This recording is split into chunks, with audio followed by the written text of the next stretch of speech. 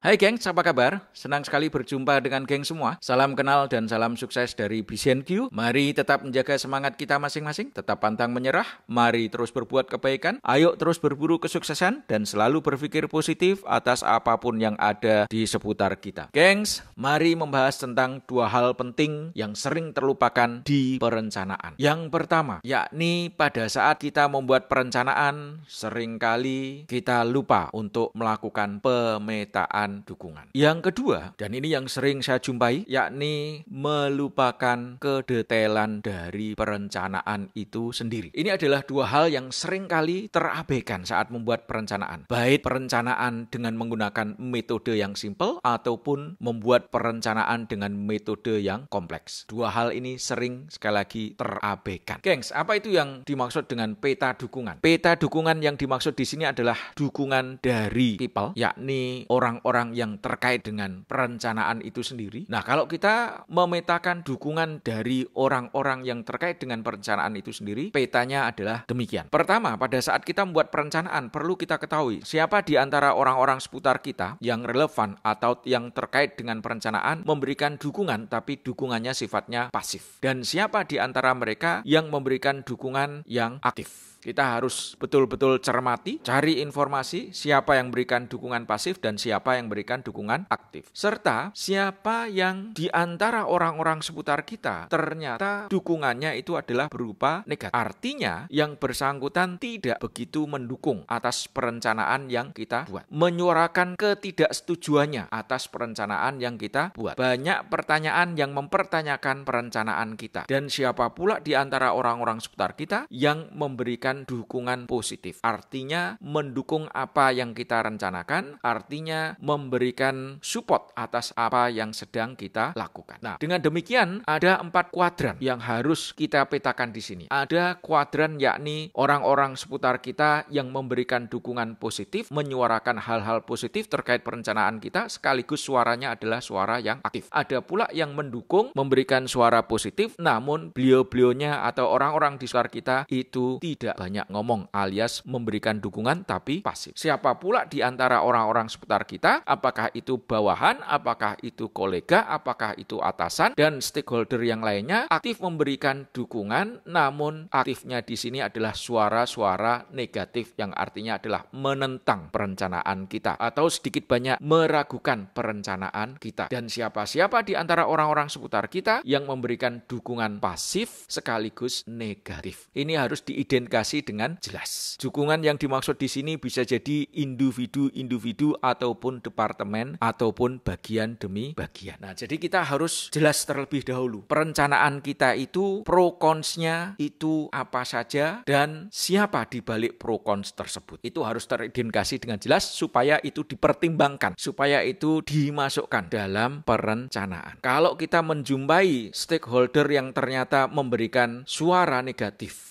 sekaligus aktif, maka itu harus dimasukkan dalam perencanaan bagaimana supaya bisa meyakinkan beliau yang awalnya memberikan dukungan negatif menjadi positif. Apa yang harus dilakukan? Itu masuk dalam sebuah perencanaan. Yang berikutnya, selain kita memetakan peta dukungan dari orang-orang atau dari bagian-bagian atau dari departemen-departemen atau dari unit-unit, maka selanjutnya kita petakan dukungan logistik. Apakah perencanaan kita ini didukung oleh logistik yang berlimpah, yang disebutnya adalah abundance, banyak resources yang tersedia yang akan membackup perencanaan kita, ataukah justru sebaliknya, ternyata logistik yang diharapkan mendukung perencanaan kita ternyata kondisinya adalah defisit. Jadi kita harus betul-betul memperhatikan apakah dukungan logistik untuk perencanaan kita, untuk implementasi perencanaan kita, itu kondisinya adalah defisit, kekurangan, ataukah berkelimpahan resources yang kita miliki. Bentuk resourcesnya bisa macam-macam. Bisa sistem, bisa material, bisa uang, dan lain sebagainya. Nah, berikutnya, untuk mendapatkan resources ini, apakah memerlukan upaya yang besar? Upaya yang besar di sini adalah kita perlu meyakinkan sejumlah orang supaya mendapatkan kemudahan untuk mengakses resource tersebut. Bisa jadi resource-nya berkelimpahan, namun untuk mendapatkan resource yang berkelimpahan tadi, kita perlu upaya yang besar. besar, harus presentasi sana kemari, harus meyakinkan unit demi unit, departemen demi departemen, meyakinkan bagian demi bagian. Nah, kalau kita harus meyakinkan dengan model semacam itu, artinya hal ini menunjukkan bahwa diperlukan upaya yang besar untuk bisa mendapatkan dukungan yang berlimpah. Atau sebaliknya, dukungan logistiknya adalah minim, defisit. Untuk mendapatkan dukungan yang diperlukan, maka diperlukan upaya besar. Misalkan, untuk mendapatkan dukungan logistik yang defisit tersebut, kita harus mengeluarkan banyak uang, harus meyakinkan orang keuangan, harus meyakinkan bagian pembelian, harus meyakinkan banyak pihak yang lainnya lagi. Nah, itu artinya untuk mendapatkan dukungan logistik diperlukan upaya yang besar, atau disebutnya adalah big effort. Ataukah untuk upaya mendapatkan dukungan logistik tersebut, upayanya adalah upaya yang ringan, tidak perlu upaya yang besar. Nah, jadi kita lihat apakah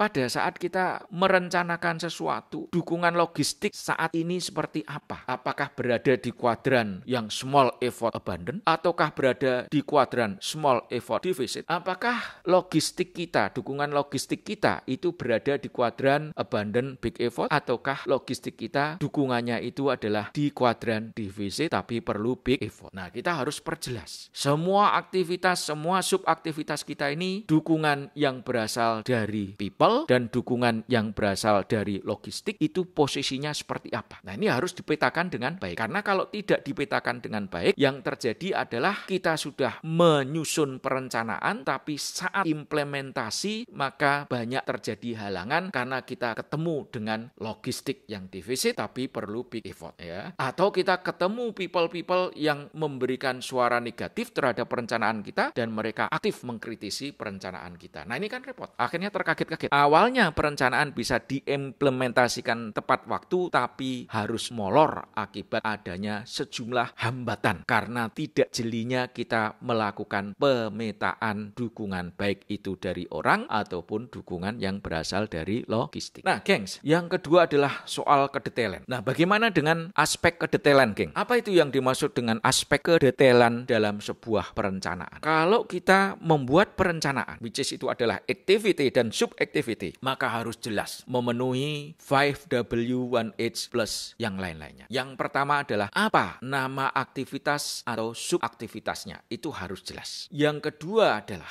bagaimana detail aktivitas atau subaktivitasnya. Bagaimana mekanisme aktivitasnya, itu adalah how-nya. Selanjutnya adalah siapa PIC atas aktivitas ini dan siapa pula tim member, anggota tim yang menjalankan aktivitas ini bila mana ternyata ada anggota timnya. Dan siapa pula target atau audience dari aktivitas ini. Aktivitas ini itu untuk menyasar orang-orang yang seperti apa. Berikutnya lagi adalah aktivitas ini harus jelas kapan dimulai dan kapan itu diakhiri. Yakni ini adalah merupakan gambaran when. Berikutnya lagi adalah aktivitas ini dilakukan di mana? Apakah di kantor, di luar kantor, di luar kantornya di mana? Berikutnya lagi adalah kenapa aktivitas ini harus dilakukan? Alasan apa yang membuat aktivitas ini harus dilakukan? Nah, berikutnya lagi adalah harus detail, supporting logistiknya. Aktivitas ini didukung oleh logistik apa saja? Material yang dibutuhkan untuk menjalankan aktivitas ini apa saja? Apakah itu brosur? Apakah itu peralatan? Apakah itu sistem? Dan lain sebagainya. Berikutnya lagi adalah berapa rupiah yang harus dikeluarkan untuk merealisasikan aktivitas ini. Apakah aktivitas ini memerlukan uang untuk merealisasikannya? Berapa jumlah duit yang diperlukan untuk merealisasikan aktivitas ataupun subaktivitas ini? Adakah dukungan-dukungan yang lainnya selain material, peralatan, rupiah? Dan gengs, yang terakhir adalah apa sukses indikator atas aktivitas ini? Apa sukses indikator atas subaktivitas ini? Kenapa kita harus membuat aktivitas dan subaktivitas penjabarannya sedetail mungkin? Karena gengs, hal ini nanti akan kita evaluasi. Aktivitas ini apakah sesuai dengan agendanya ataukah tidak, itu akan dievaluasi. Dan karena akan dievaluasi, maka parameternya harus detail. Sehingga akan mempermudah evaluasi atas aktivitas ini. Aktivitas ini sukses atau tidak, itu dilihat dari sukses indikatornya, supporting logistiknya, apakah sesuai atau tidak. Kalau gagal, itu siapa yang bertanggung jawab. Terus kalau tidak tepat waktu, itu kenapa tidak tepat waktu? Yang dimaksud waktu ini kapan, start end-nya. Nah, gengs, dengan perencanaan yang yang detail ini maka akan mempermudah siapapun untuk mengevaluasi apakah perencanaan tersebut berhasil atau tidak pada akhirnya. Dengan kedetailan ini akan mempermudah proses pembelajaran dan proses melakukan corrective action. Nah, gengs, ini adalah dua hal yang seringkali terlupakan, baik untuk perencanaan dengan model sederhana ataupun perencanaan dengan model yang kompleks. Oleh karena itu, gengs, mari kita mulai untuk tidak lagi mengabaikan dua hal penting dalam perencanaan ini, yakni pemetaan dukungan dan melakukan pendetailan dari setiap perencanaan yang kita lakukan. Oke, geng, sekian dulu. Mari tetap menjaga semangat kita masing-masing, tetap pantang menyerah, mari terus berbuat kebaikan, ayo terus berburu kesuksesan, dan selalu berpikir positif atas apapun yang sedang terjadi di seputar kita. Gengs, jangan lupa untuk subscribe, like, comment, and share. Terima kasih, sampai ketemu di